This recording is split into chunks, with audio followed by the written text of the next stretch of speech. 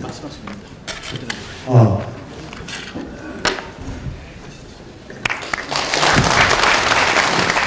두번 쓰시면 됩니다. 네, 첫 번째 토론 발표를 맡은 제주대학교 양진건 교수입니다. 발표에 앞서서 제가 어르신들 앞에 죄송스러운 말씀 하나 드리겠습니다. 제가 개인적인 교통사고 때문에 어르신들 앞에서 모자를 벗지 못하는 걸 양해해 주시기 바랍니다. 죄송합니다. 저는 제주대학교에서 30년 동안 유교 문화의 한 축이라고 할 수 있는 유배 문화를 전공을 해왔습니다. 그래서 유배 문화를 30년 동안 전공을 하는 과정에서 얻은 여러 가지 경험을 오늘 여러 어르신들께 말씀을 좀 드리도록 하겠습니다. 유배 문화가 유교 문화와 많이 이렇게 이어져 있기 때문에 제 말씀이 어느 정도 도움이 되지 않을까 하는 차원에서 말씀드립니다. 제 주제 발표를 10분 동안에 요약하기 위해서 마련된 유인물을 읽어나가면서 정리를 하겠습니다. 어르신들이 볼까봐 굉장히 쉽게 썼습니다. 쉽게 썼기 때문에 이게 유인물을 이렇게 따라 읽어주시면은 아마 더 좋을 것 같습니다. 중간중간에 생략하는 건 생략하도록 하겠습니다. 저의 주 관심 분야인 제주 유배 문화부터 오늘의 이야기를 풀어가 볼까 합니다.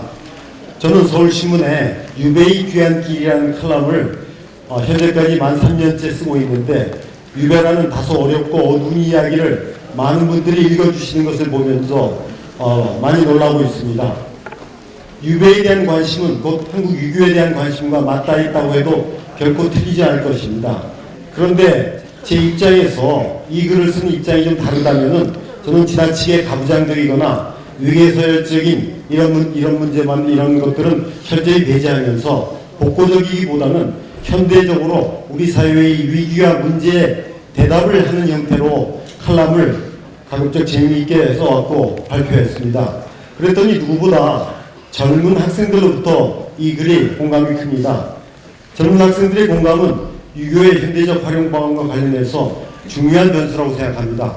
아까 많은 분들이 유교를 계속 이을 젊은 인재들이 없다고 많은 고민들을 하셨는데 아무리 우리가 유교가 중요한다고 한들 젊은 세대로부터 외면을 당한다면 그것처럼 치명적인 것도 없기 때문일 것입니다. 이를테면 조선시대인들은 제주도에서 했던 일들이 참 많습니다. 그들은 한시도 쓰고 편지도 쓰고 글씨도 쓰고 그림도 그렸지만은 그러나 저는 이런 일들에 대해서는 크게 관심을 두지 않습니다.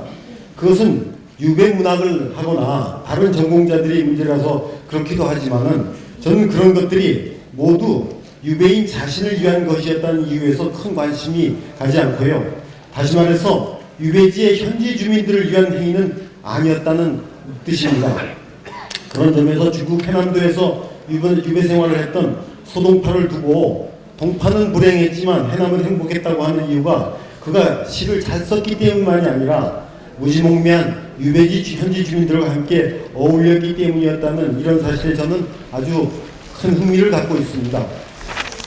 그래서 제가 관심을 갖는 것은 유배지의 어려운 환경에서도 현지의 젊은이들을 잘 가르쳐서 조선 건국 이래 처음으로 가장 많은 과거 합격자를 배출하고 그 공로를 인정받아 4년 뒤 사면을 받았던 강백 같은 유배인들의 활동입니다.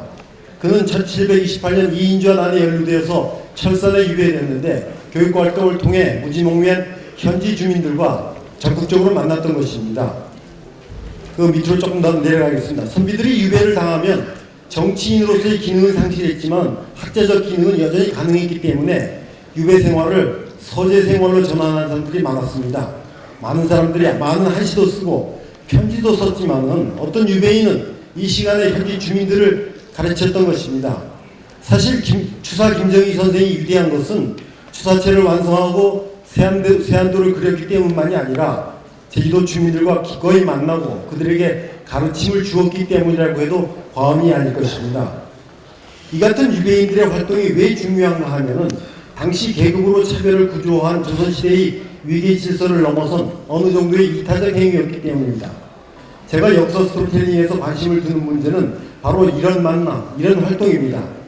자본의 위계 질서를 정당화하고 부익부, 빈익빈의 불평등을 재생산하는 만남이나 활동이 아니라 우리 모두가 행복한 함께하는 활동, 함께하는 만남이 필요하다는 말입니다. 이것이 가능하려면은 무지공무한 유배지 주민들에게 헌신했던 유배인들처럼 유교를 사랑하는 여러 어르신들이 그리고 우리들이 누구보다 발벗고 나서서 가난과 질병, 냉대와 무관심, 스트레스로 소외받고 있는 우리 이웃들과 아이들에게 지속적으로 인간적이고 생산적인 관심을 기울여야 한다고 저는 믿습니다. 왜냐하면은 저는 유교를 공부하는 사람들이 단순히 생각하고 성찰하는 데 그치지 않고 세상을 올바르게 변화시켜야 하는 일에 동참을 해야 한다고 믿기 때문입니다.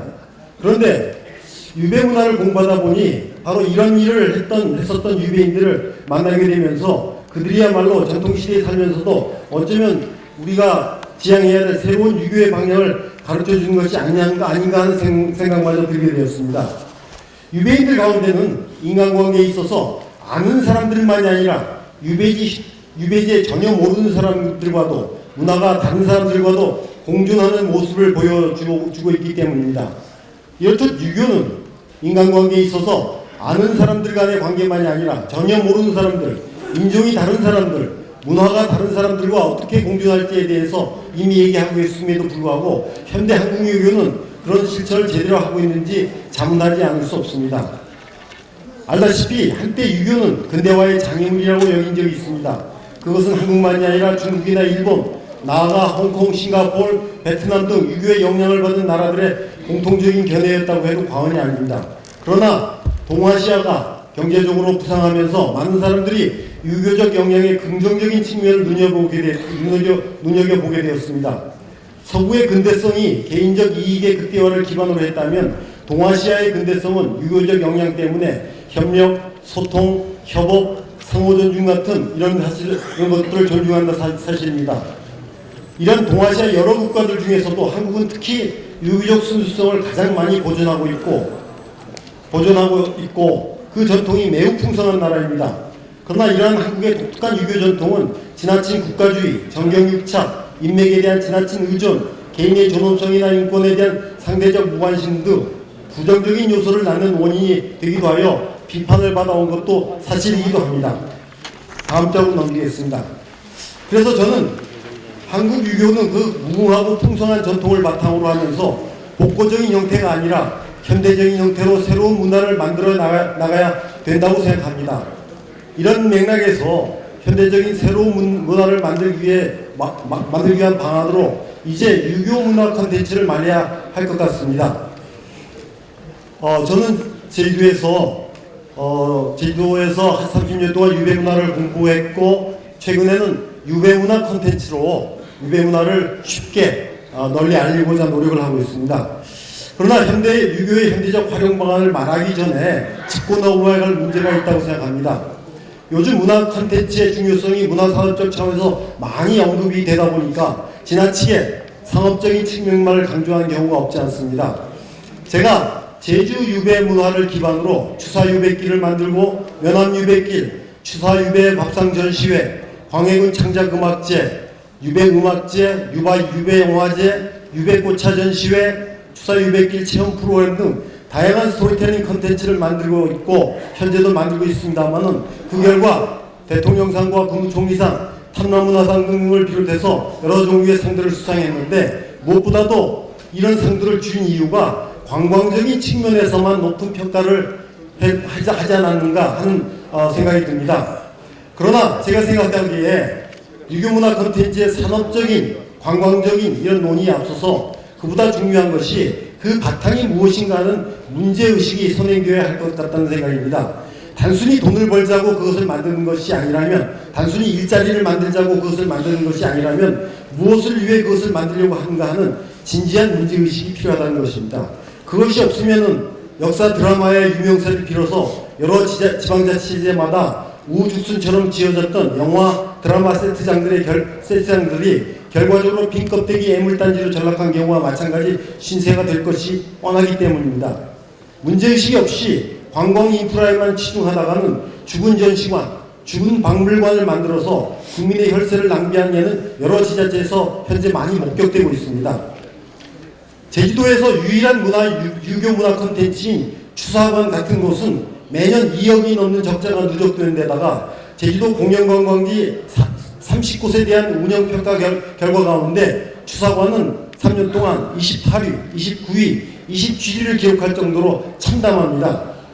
유교 문화 콘텐츠를 만든다고 섣부르게 인프라를 구축했다가 오히려 유교 문화를 죽이는 꼴인데 전형적인 탁상 행정의 결과물이 아닌가 생각합니다. 이렇게 뭘 지어서 문화가 발전할 수 있다면 무슨 고민이 필요하겠습니까? 그러기에 동아시아의 과거, 현재, 미래를 생각할 때 유교는 빼놓을 수 없는 문명의 기저이며 유교를 어떻게 해석하고 어떻게 활용하여 우리의 미래를 개척하냐 하는 것은 우리의 중요한 과제라고 지적한 도올 김용욱 선생의 지적이야말로 유교문화 콘텐츠를 만들어서 유교문화를 활용하고 발전시켜 보고자 하는 우리들의 자세에 매우 중요한 의미를 갖는다고 하겠습니다. 그래서 저는 유교를 어떻게 해석하고 어떻게 활용할 것이라는 물음에 반드시 휴머니즘이라는 바탕이 깔려 있어야 한다고 생각합니다. 앞에서 언급했던 무지몽매한 유배지 주민들에게 헌신했던 유배인들의 행위도 일종의 휴머니즘이라고 저는 말하고 싶습니다. 이런 휴머니즘이라는 문제의식을 바탕으로 유교문화 콘텐츠가 만들어져야 이런 상업적인, 관광적인, 이런 기술적인 현재주의적 시각을 넘어서서 인류를 하나의 공동체로 이해하고 인류의 위기와 난지에 대답하는 보다 지속 가능한 인간적인 문화적 대안이 될 수 있을 거라 믿기 때문입니다. 자, 맨 밑으로 내려가겠습니다. 알다시피 한국에서도 유교문화 콘텐츠 개발에 많은 신경을 쓰고 있습니다. 특히 안동시를 포함한 경상북도 일원의 유교문화권 지자체들의 노력과 성과는 매우 의미가 있다고 할 수 있습니다. 좀 다음 장 24페이지 넘어와서요. 이런 차원에서 안동의 노력은 분명히 중요하지만 그러나 한국의 유교문화는 비단 경상북도 일원만이 아니라 전국적인 자원이고 관심사안이기 때문에 전국을 특화시키는 전략이 필요하다고 여겨집니다. 제 생각입니다만 이를테면 안동시를 비롯한 경상북도 일원은 유교랜드, 유교문화 축전 등 기존의 유교문화 콘텐츠 정책을 그대로 유지 발전시켜 나가고 그런가 하면 서울, 경기도 일원 역시 지금 그대로 궁궐이나 종묘제나 왕릉 등의 왕가의 유교문화 콘텐츠를 중심으로 더욱 발전시켜 나가는 대신에 그 밖에 대전이나 충청도 같은 호서지역 같은 경우는 선비문화 콘텐츠를 또 제주도 같은 경우는 유배문화 콘텐츠를 각각 특화하여 활용 발전시켜 나간다면 지역마다 독자적이면서도 전국적으로는 종합적인 유교문화 콘텐츠 활용 발전 정책을 펼쳐나갈 수 있지 않을까 생각합니다. 현재 제주도에서는 이 유배문화 콘텐츠에 대해서 많은 관심을 기울이고 있습니다. 자, 25페이지의 마지막으로 제가 말씀드리겠습니다. 이제 많은 사람들이 제4차 산업혁명 시대의 도래를 말합니다. 이런 생활문화정책이 도래되면은 이런 요구에 한국 유교도 적절히 대응을 해야 될 것입니다. 유교문화도 생활문화가 될 수 있도록 변화하고 활용이 되어야 한다는 말입니다. 이를 위해 각 지역의 유교생활문화 브랜드를 개발하고 유교생활문화 빅데이터를 분석하고 유교생활문화 콘텐츠를 개발하고 뉴미디어를 활용한 적극적인 마케팅이 필요할 것이며 이를 통해 다양하고 자발적인 유교생활문화 활동이 이루어져야 할 것입니다. 이를 위해 관주도가 아니라 민간주도의 유교생활문화 정책이 성공할 수 있도록 정부나 지자체의 적절한 예산 지원이 필요하다고 판단됩니다. 예, 이상으로 간단히 보고를 드리겠습니다. 예, 감사합니다. 사실 이런 학술 토론회는 좀 진지하고 차분하게 진행되어야 되는데 저희가 시간을 조금 아껴 써야 되다 보니까 발표자께서 급하게 또 읽고 내려가서 아마 조금 부담스러우실 텐데 댁에 돌아가셔서 이 자료집을 직접 꼼꼼하게 읽어주시기 바라겠습니다. 우리 유교 문화를 위해서는 새로운 콘텐츠 개발이 필요하고 그리고 그 속에는 반드시 휴머니티라고 하는 그런 이념이 들어가야 된다라고 하는 양진건 교수님의 발표였습니다. 자, 그러면 이어서 이 양 교수님에 대한 논평을 송정환 추승실대학교 교수님께서 해주시겠습니다.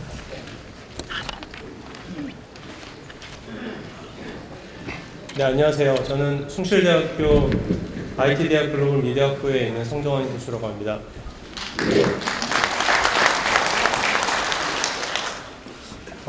우선 저는 사실 말씀드리면 제 전공 분야는 가상현실이나 굉장히 미래지향적인 어떤 산업기술과 관련되어 있는 그런 연구와 교육을 하고 있어서 제가 알고 있는 유교 문화는 저희 가족 관계, 저희 부모님과 저희 아내, 저희 자식 이런 등의 관계에서의 어떤 관계 이상 이하도 아닌 그 정도의 지식밖에 가지 못해서 제가 이런 자리에서 무슨 말씀을 어떻게 드려야 되는지 좀 고민을 많이 했습니다. 근데 아까 양재현 교수님께서 방금 말씀하신 거에 그 유교 문화가 가지고 있는 가장 근본적인 방향성, 그 다음에 지금 우리가 현대 사회에서 가장 대두되고 있는 4차 산업혁명을 비롯해서 아주 빠르게 나아가고 있는 새로운 트렌드의 공통점이 무엇인가를 생각을 해보면 양 교수님 말씀하신 대로 휴머니즘, 인간이 아닐까 생각합니다.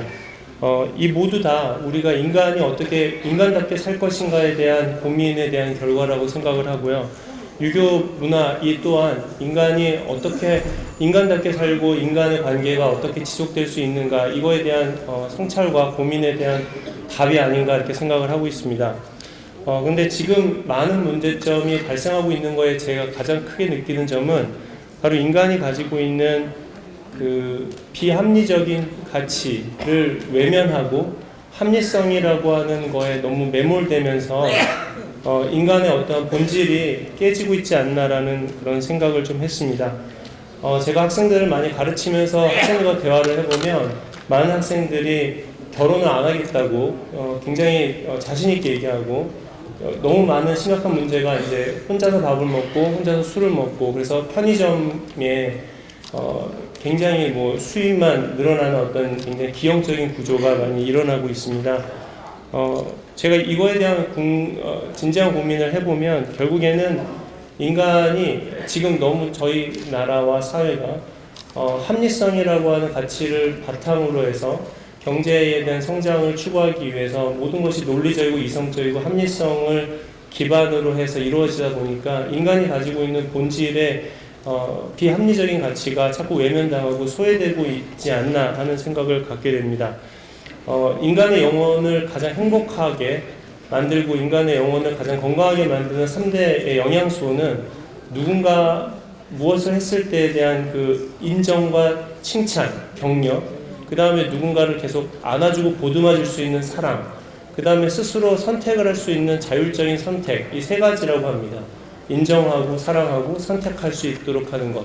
근데 이 세 가지 모두가 사실 어떻게 보면 합리성에 기초하고 있지 않고 아주 비합리성에 기초한다고 생각할 수 있습니다. 왜냐하면 실수를 해도 인정할 수 있고 뭔가 잘못해도 그것을 사랑으로 안아줄 수 있고 그럼에도 불구하고 앞으로 나아갈 수 있도록 계속 격려해서 스스로 선택할 수 있도록 하는 이 것들이 우리가 계속 경제에 매몰되다 보면서 합리성에 초점을 맞추다 보니까 이 비합리성의 가치가 점점 소외되고 있지 않나 생각을 합니다.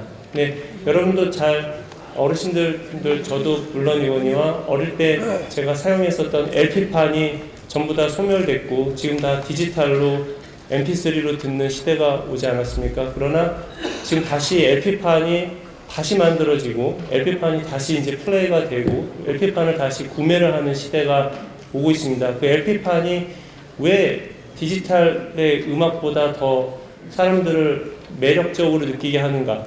그거에 대해서 전문가들의 얘기가 그 1분의 침묵이라고 합니다. LP판 처음에 플레이했을 때 음악이 나오기 전에 잠시 그 아무 소리가 안 들리고 빙빙빙 돌다가 어느 순간부터 음악이 들리기 시작하잖아요. 그거는 굉장히 비합리적입니다. 굉장히 1분의 시간이라고 하는 걸 그냥 쓸데없이 쓰는 거거든요. 그러나 인간은 그 비합리적이라는 그 가치, 그 뭔가 그 거기서 나오는 따뜻함, 그 다음에 거기서 나오는 그 뭐라 그러죠? 잉여.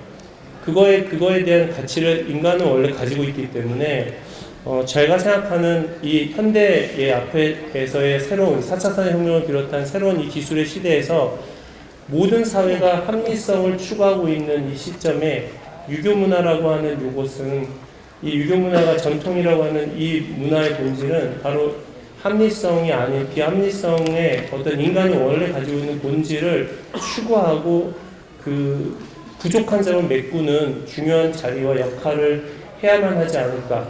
그것이 아마 유교가 현대 사회에 나아가는 그 우리의 어떠한 인간의 본질을 그 메꿔줄 수 있고 그 부족한 점을 채워줄 수 있는 그런 한 역할을 할 수 있지 않을까 저는 그렇게 생각을 합니다. 예. 지금 이제 한 분의 발표와 논평이 끝났습니다. 송경환 교수님께서는 우리 인간이라고 하는 존재 자체가 이미 비합리적이고 불합리한 그런 존재인데 그러한 것들의 부족함을 우리 유교가 가지고 있는 장점을 통해서 보완해 나간다면 훨씬 좋지 않겠나라는 그런 발표의 말씀을 해주셨습니다. 자, 첫 번째 발표와 토론자께 큰 박수 한번 부탁드리겠습니다. 그리고 막간을 이용해서 지금 이철우 김천 지역 국회의원께서 참석을 해서 하셔서 인사를 드리도록 하겠습니다. 예. 죄송합니다. 저희가 발표 도중이라. 네. 자, 그럼 두 번째 발표를 이어가도록 하겠습니다. 두 번째 발표는 성신여대 김용재 교수께서 해주시겠습니다. 네, 안녕하십니까. 성신여대 사범대학에 재직 중인 김용재라고 합니다. 네, 국회의원회관에 와서 발표하게 되어 영광스럽게 생각하는데요. 아까 이쪽 와보니까 국회의원님들도 여기 국회의원님 오셨는데 국회의원님들 서로 존경하는 의원님 오셨다고 그러는데 정말 서로 존경하는지 의심스럽습니다. 텔레비전에서 보면 서로 헐뜯고 정말 이 나라 국가와 민족 그리고 우리 국민을 위해서 입법기관인데 도덕상실 이렇게 되어 있는 상황에서 밥상머리 교육이 안 돼 있고요. 어머니 아버지가 앞에 계시는데 어머니 물 좀 주세요 이렇게 말도 안 하고 카톡으로 어머니 엄마 물 이런 상황에서 어떻게 우리 전통 유교 문화의 부흥을 꿈꿀 수 있겠습니까? 저는 제도권 안에서 할 수 없는 그 전통 문화 교육을 우리 입법기관인 국회의원님들께서 우리 유교 문화 활성화, 유교 문화의 진작을 위해서 조금 더 세심한 관심을 국회의원 선거 때만 관여하지 마시고 평상시에 좀 더 세심한 관심을 가져주시기를 간곡히 부탁드립니다. 감사합니다. 박수 받으려고 한 건 아니었는데요. 아까 또 어떤 국회의원님께서 역사를 잊은 민족에게 미래가 없다 그러시는데 누가 한 말인지는 아시고 계신지 모르겠어요. 신채호 분이 하셨는데 신채호가 우리 고구려부터 내려오는 유교의 역사를 굉장히 높이 쌓는데도 불구하고 거기에 굉장히 공부가 안 되어 있는 상태입니다. 소위 말하는 칠거지하기 저도 여대에 공부하고 있습니다만 제가 논어맹자 가르치고 있다 보니까 여학생들이 남존적이라고 그러고 칠거지하기라고 그러는데 우리나라 조선 경국대전에 칠거지하기 하나 없어요. 삼불궐하고 있습니다. 그것도 왕이 만들어놨어요. 여성의 재산권도 인정됐습니다. 우리 20세기 초기에 와서 여성의 재산권 인정됐어요. 조선시대 여성이 더 편했으니까 20세기 여성이 더 재산권을 인정받았습니까? 그리고 제사도 그렇게 복잡한 게 아니었어요. 이게 잘못된 교육이 있었기 때문에 우리나라가 이렇게 된 겁니다. 그런데 여기서 주목할 것은 우리는 이렇게 유교 전통문화를 버리는데 세계에서 가장 똑똑하다는 하버드 대학에서는 논어가 최고의 인기 강자가 됐습니다.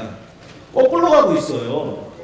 우리가 왜 하버드 대학 꿈을 쫓아가자는 건 아니고 우리 것을 우리가 지키지 못했을 때 일어나는 병폐 현상입니다. 중국 시진핑이 유교를 건승한다고 그러는데요. 아시겠지만 중국이 2008년 8이라는 숫자를 좋아하지 않습니까? 2008년 8월 8일 저녁 8시 8분에 올림픽 개막식을 했는데 이런 매스게임, 카드 섹션을 안 하고요. 사회주의 국가가 제일 잘하는 게 매스게임 아닙니까? 이런 걸 안 하고 뭘 했느냐? 논어 제3 8일편에 8일물을 쳤어요. 모든 세계 이 전 인류를 천자로 모신 겁니다. 천자 앞에서 8일물을 추니까요. 그래서 세계인들로 하여금 이 춤이 뭐냐? 물어볼 정도로. 이게 바로 옛날 예수보다 551년 먼저 태어난 동양의 공자가 백성들을 사랑하라는 의미에서 8일물을 천자 앞에서 춘 거다. 이게 바로 유교의 부흥입니다. 저는 제도권 내에서 또 제도권 바깥에서 유교 부흥을 하려면 우리가 왜 오늘 다른 데도 아니고 여의도 광장도 아닌 이런 국회의원에서 하겠습니까? 국회의원님들 인사만 하고 가시는 게 아니라 끝까지 경청해 주시면서 이렇게 고생하시는 유린들 여기 계단에 바닥에 앉으셨잖아요. 그럼 지금 유린들의 간지러운 부분이 뭐냐? 이걸 듣고 가셔야죠.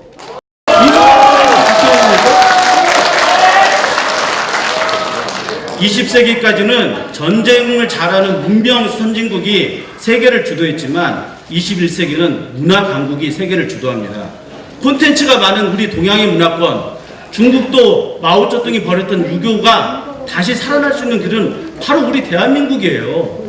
중국도 벌였던 걸 석전대제를 우리한테 배우고 갑니다.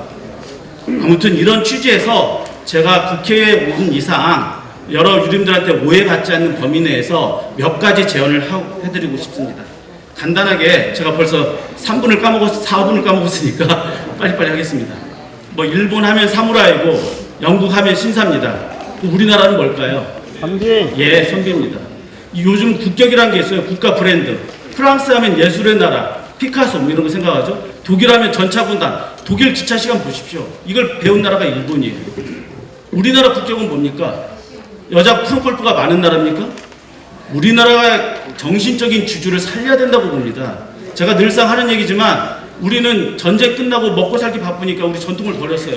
이런 얼빠진 녀석할 때 어리 정신세계죠. 둘은 뼈골자입니다. 외모는 반듯하게 갖췄습니다. 그러나 돌이켜 생각해보면 우리 건 없어요. 너네 유교 때문에 나라 망했잖아. 일본이 그렇게 해서 주입하고 갔어요? 또 근대식 교육이 와서 전통교육 없어졌어요? 우리가 우리 유교를 우리 것의 잣대를 가지고 정확히 재단한 게 있습니까? 너네 건 다 망한 거야. 봉건적이야. 우리나라 봉건제를 반만년 역사 동안 한 번도 한 적이 없어요. 이렇게 우리가 우리 것을 재단하지 못한 상태에서 아까 의원님들 옹고지신 해야 된다고 그러시는데 논어에 나옵니다. 옹고지신. 옹고지신이면 가위 사인이라. 그런데 지금 옹고지신 가지고 안 됩니다. 덮고 창신해야 돼요. 새로운 걸 만들어야 됩니다. 그래서 시의성 있는 법안 제정 또는 이런 재정적 지원, 행정적 지원이 필요하다 이겁니다. 제가 그 부분을 32페이지, 33페이지에 잠깐 언급을 했는데요. 향교재산법이라는 게 있는데 거기 잠깐만 보겠습니다. 33페이지 하단입니다. 향교재산법은 1967년에 개정되었습니다. 70년에 대통령령으로 향교재산법 시행령이 공포됐고요. 그런데 이 향교재산이라는 것이 향교의 유지 운영을 위해 조성된 공산, 부동산, 기타 재산을 일컫고요. 이 재산은 특별시, 광역시 또는 도별 재단법인을 설립해야 된다고 강제 규정하고 있어요. 그런데 그 다음 페이지 한번 34페이지 봐주세요. 중간 부분입니다. 그런데 부분. 제가 그냥 읽지 않고 설명으로 가겠습니다. 이 향교재산법을 애시당초 만들 때 불교니 천주교니 우리나라에 있는 종교의 자유를 인정받는 종단에서는 이건 종교니까 종교적 자유와 종교의 종교 자율적 활동을 외쳐주자라고 해서 입법에 참여했어요. 그러니까 나라에서도 굉장히 호응해 주셨고 잘 만들어 주셨다는 겁니다. 그런데 우리 유교는 이게 종교야 교육이야? 이게 종교라는 관념을 가지지 않은 상태에서 향교재산법이 만들어졌어요. 그러다 보니까 향교재산법은 종교도 아니고 그렇다고 교육도 아닙니다. 지금 문광부에서 관여하고 있지 교육부에서 관여하고 있지도 않잖아요. 그래놓고 향교는 교육기관이다. 그런데 우리나라 교육만큼 이렇게 규제와 제재를 받는 법이 어디 있습니까? 우리나라 땅값이 교육 8학군이 제일 땅값이 높을 정도인데 그렇다고 향교가 교육 기능을 지금 제대로 해주고 있습니까? 국회의원들이 어르신들 밥상머리 교육부터 좀 잘 좀 시켜주십시오. 교육을 제도권 내에서 좀 하게 해주십시오. 이렇게 법을 제정해 주시지도 않으셨어요. 그리고 우리 유교는 우리 것임에도 불구하고 속창할머리까지 전부 다 내놨고요. 그러다 보니까 우리 유교가 이렇게 뒤처지지 않았느냐. 종교인으로서의 법이 아니다.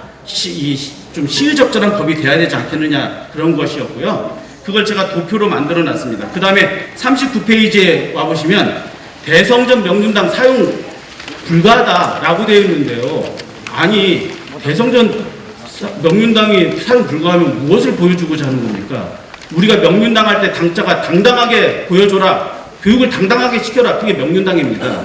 압구정, 반구정 이럴 때 정자가 뭡니까? 어르신들처럼 꼿꼿하게 서 계셔라. 이게 유교의 가르침인데 정작 유교 문화재 하드웨어를 사용하지 말라는 것은 저는 어불성설이라고 생각합니다. 그 다음에 40페이지 와보시면 문묘 주변에서 상업행위 안 된다. 제가 산동성에 가봤어요. 공자 묘가 있는 공림, 공림까지 다 공묘까지 가봤는데 거기는 괄목상대할 정도로 바뀌어서 상점벽해예요. 거기는 전부 다 공자를 상품화시켰다고 비판할지 모르겠지만 이게 우리 거다 하면서 모든 것을 다 내놨습니다. 그리고 자동차 번호판도 산동성의 산자가 아니고 노나라 노자로까지 하면서 자기네 전통을 세우고 말이죠. 유교를 공자를 대중화시키고 있어요. 근데 우리나라는 이렇게 갖고 있는 엄청난 향교의 개수와 서원이 있음에도 불구하고 이런 인프라를 활용하지 못하게 한다는 것은 유교가 대중화가 되거나 공자를 땅으로 내려오게 못하게 하는 겁니다. 이런 부분도 좀 심사숙고해서 중국이 이렇게 발전하고 있는데 우리도 좀 부응해야 되지 않겠느냐 이런 생각입니다. 그 다음 그 이연령 비연령이라는 제목으로 제가 43페이지에 가져와 봤는데요. 지금 향교재산법에 지방 향교가 성균관의 10분의 1을 이렇게 내놓으라고 되어 있습니다. 근데 지켜지지 않고 있어요. 그런데 여기에도 문제점이 있어요. 아, 지방 향교가 부자입니까? 지방 향교 더 가난해요.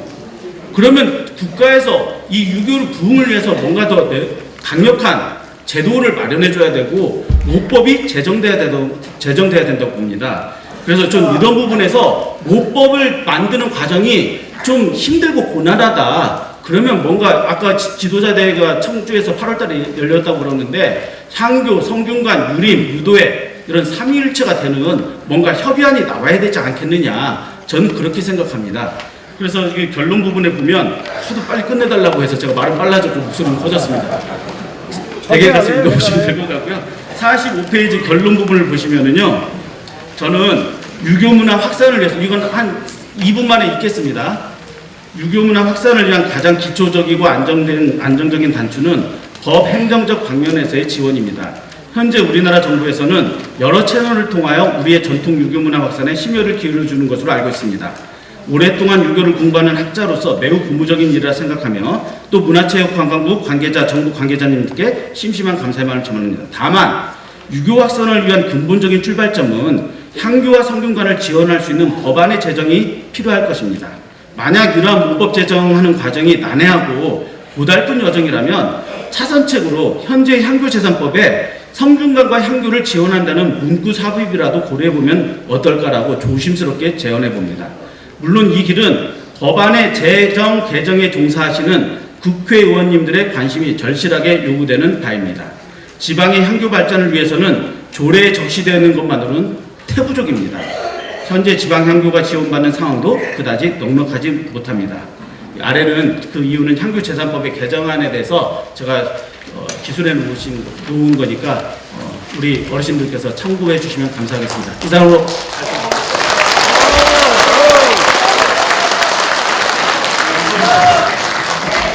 예, 감사합니다. 우리 김용재 교수께서는 원래 인기 발언을 좀 잘하십니다. 우리 유교에 대해서도 많이 알고 또 향교 서원의 강의도 많이 다니는데 오늘도 역시 중요한 행정적 그리고 법적, 제도적 그런 장치를 만들어서 유교가 계속 계승되어야 된다라는 말씀을 해주셨습니다. 자, 그러면 이에 대해서 충남대학교 김세정 교수의 논평문을 잠깐 들어보도록 하겠습니다.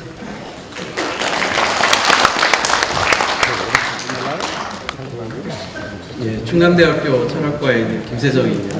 예, 올해 전 유교적 삶을 사는 지 이제 올해 50년 됩니다. 유교인의 집안에서 태어나서 성균관대학교 유학과에서 10년 넘게 공부를 하고 충남대 철학과에 가서 거기서 또 유학을 지금 15년째 가르치고 있고 유학연구소 운영을 하고 있습니다. 예, 오늘 이 자리에 와서 많은 거를 이렇게 느낄 수 있는 무엇보다도 유교가 앞으로 많이 부흥하고 발전해 나가겠구나 하는 어떤 열기를 느낄 수 있어서 저는 무척 행복했습니다. 예, 김영재 교수님이 워낙 열띤 발표를 해주셔서요. 저는 차분하게 몇 가지 말씀드리도록 하겠습니다. 아까 선비를 이야기를 했는데요. 그렇다면 이제 오늘날의 선비라고 하는 건 뭐냐라고 할 때 저는 첫 번째는 이제 재능과 덕성을 겸비한 그리고 무엇보다도 이제 우리가 이의라고 이야기를 합니다. 이는 뭐냐? 그러면 오늘날 사회에서 우리가 돌봄, 배려, 나눔을 이야기합니다. 바로 그런 것들을 할 수 있는 어진 마음이고 이제 의로움이라고 하는 건 이제 정의감, 냉철함을 이야기를 하겠죠. 그래서 유학은 항상 재능과 덕성, 인의를 겸비한 그런 어떤 선비를 길러내는 것이 저는 유학이라고 생각을 합니다. 그런데 오늘날 현실을 돌아보면은 모든 교육들이 지식과 재능 위주의 교육으로 이루어지고 있습니다. 그런 속에서 이제 사회 어떤 갈등, 혼란, 또 앞에서 이야기했던 어떤 가족 안에서의 또 사회 속에서의 어떤 무질서들이 발생하고 있습니다. 그렇다라고 한다면 이제 우리 성균관이나 향교가 해야 될 역할들은 바로 이러한 어떤 재능과 덕성을 일치시키고 또 인의 덕성을 함양하는 그런 어떤 현대적 의미의 어떤 선비들을 길러내는 것이 앞으로 우리 성균관과 향교가 해야 될 역할이라고 생각을 합니다. 예, 그리고 이제 물론 이제 제가 쓴 내용들은 저희 어떻게 보면 좀 앞으로 이제 성균관이나 향교, 유교가 이제 나아가야 될 방향에 대해서 썼는데요.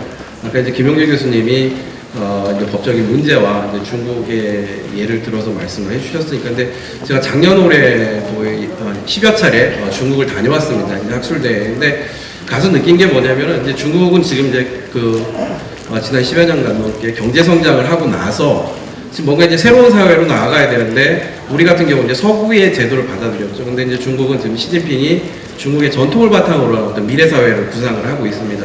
그래서 바로 중심이 유교입니다. 그러니까 유교를 현대적으로 어떻게 보면 이제 재구성하고, 그래서 이제 중국 사회를 또 나아가서는 세계를 이끌어갈 수 있는 그런 어떤 새로운 사상으로서 이제 구축을 하겠다라는 겁니다. 그래서 이제 저희가 이제 학술대를 계속 가는데요. 이제 그래서 어마어마한 그러니까 재정적인 지원, 또 법적인, 법률적인 지원들이 어마어마하게 이루어지고 있습니다. 그래서 그동안은 저희가 아까 자랑삼아 중국에는 석전제례도 없는데 오히려 우리는 그걸 갖다 지금까지 유지하고 있고 중국에 가르친다라고 이야기했지만, 제가 볼 때는 이런 식으로 가면은 앞으로 5년, 10년 뒤에는 거꾸로 우리가 다시 중국에 가서 유교를 배워야 되는 이런 상황이 벌어질 수도 있습니다. 그래서 이거는 어떤 학자들 개인만의 노력으로 되는 건 아니고요. 어떤 유림들의 노력, 또 학자들의 노력, 또 하나가 바로 이제 사실상 정부의 노력입니다. 정부에서 어떤 재정적인, 법률적인 지원이 이루어지지 않는다라고 한다면은 유림들이나 저희 학자들이 아무리 노력한다 하더라도 지금 갖고 있는 어떤 한계를 극복할 수 없다라고 봅니다. 그래서 이제 그러려면 저희들이 계속 요구를 해야 됩니다. 뭐 가만히 앉아 있는데 뭘 주진 않습니다. 그러니까 적극적으로 어떤 유교에 대한 어떤 유교 활성화, 또 유교 연구에 대한 그런 재정적인, 또 법률적인, 행정적인 어떤 지원들을 지속적으로 저희들이 요청을 해야 되고 요구를 하고, 그런 속에서 앞으로 적어도 우리의 어떤 미래 세대죠. 우리 아이들이 진짜 이제 어른이 됐을 때는 지금과 같이 갈등하는, 경쟁하는, 이렇게 힘겨워하고 누구를 원망하고 미워하는 세상이 아니라 자기보다 약한 사람을 보듬어 줄 수 있는, 배려할 수 있는, 그리고 불의에 대해서 정의감을 발휘할 수 있는 그런 행복한 대한민국, 따뜻한 대한민국을 만들어가는 데 있어서 중요한 분기점이 되지 않을까 이렇게 생각을 하면서요. 오늘의 이 자리가 어떤 일회성적인 어떤 그런 행사가 아니라 유교인들이 학자와 유림분들 또 행재정적 일들을 하시는 분들이 함께 모여서 어떤 계기를 만드는, 그리고 지속적으로 이러한 행사나 활동들이 앞으로도 지속적으로 많이 전개되면서 10년 뒤에는 이런 모임이 아니라 참 진짜 유교가 한국 사회에 더 나아가서는 동아시아, 더 나아가서는 진짜 세계를 이끌어가는 어떤 참 좋은 유교로서 성장했다라고 하는, 그리고 그것을 같이 나누는 그런 나눔의 장이 되었으면 하는 바람으로 마무리를 지으면서 이것으로 논평을 마치도록 하겠습니다. 감사합니다. 네, 감사합니다. 발표문에 보면 김세종 교수께서 시의성이라고 하는 표현을 쓰셨는데, 그때 적절한 어떤 방법을 찾아서 가자라고 하는 건데, 오늘 이 자리에 맞게 시적절하게 짧게 끊어주셔서 대단히 감사합니다. 자, 사실 오늘 저희는 결의대회와 토론회를 통해서 우리 유교가 앞으로 가야 될 방향, 그리고 정부가 해야 될 일, 유림들이 또 해야 될 일에 대해서 짧은 그리고 많은 고민을 함께 하고 또 결의를 했습니다. 근데 오늘 안타깝게도 네 분 이 귀한 분들 모셨는데, 죄송하게도 토론은 뭐 이 정도로 진행하시고 내년에 한번 다시 한번 자리 마련하시죠. 예, 좋습니다. 좋습니까? 예.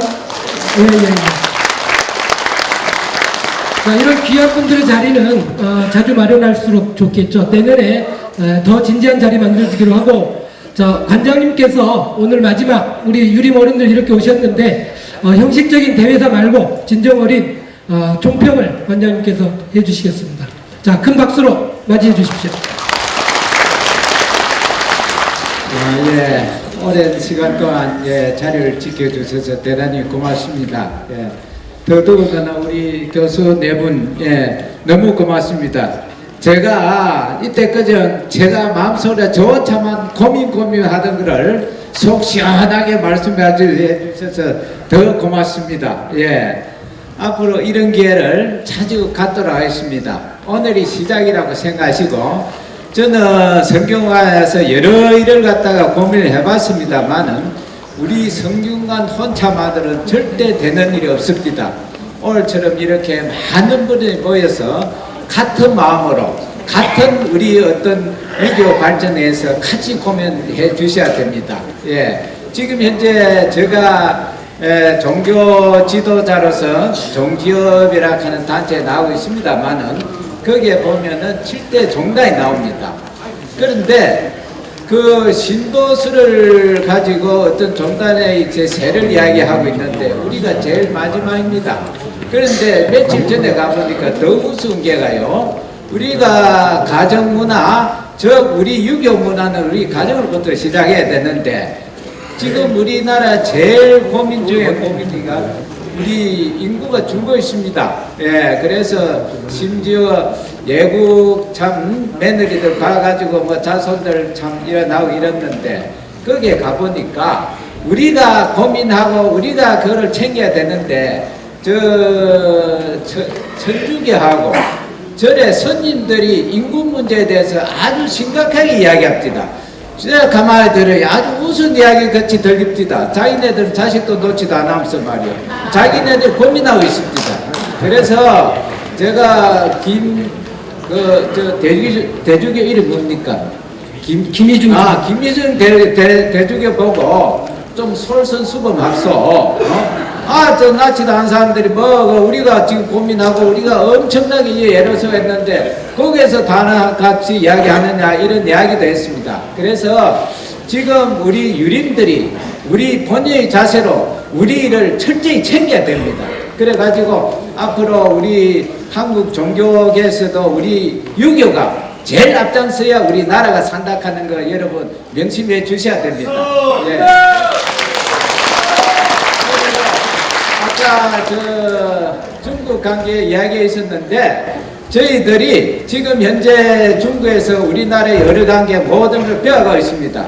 이번에 저희들이 중국하고 큰 사업을 하나 벌였는데 정치적인 문제로 무산이 됐습니다.